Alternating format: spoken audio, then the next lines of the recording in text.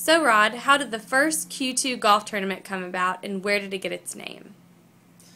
Well, the golf tournament's something that we'd been wanting to do for several years, and we just didn't have the resources to do it. And frankly, we probably didn't have the number of players because we didn't have the number of employees to accomplish it. But in 2010, we had reached a certain level that we were able, financially able to put the tournament on, as well as have enough people to field an actual team, along with our sponsors and our sponsor vendors.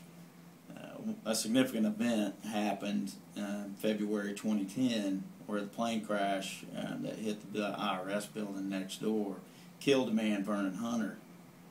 And we wanted to do something as a neighbor to that building to try and help or in some way give back. And so we created a scholarship fund for Vernon Hunter's children, and that was our first charity. So we put the golf tournament together to try and raise funds for that, as well as have an employee event.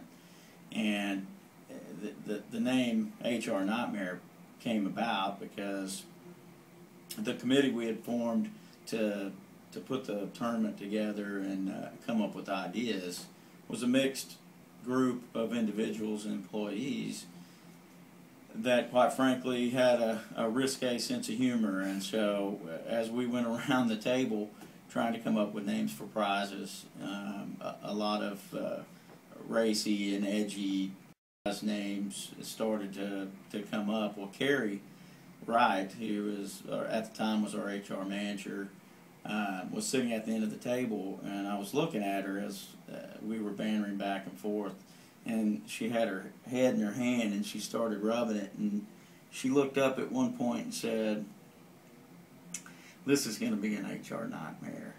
And immediately everybody around the table looked up and said, "That's it, that's the name for the tournament."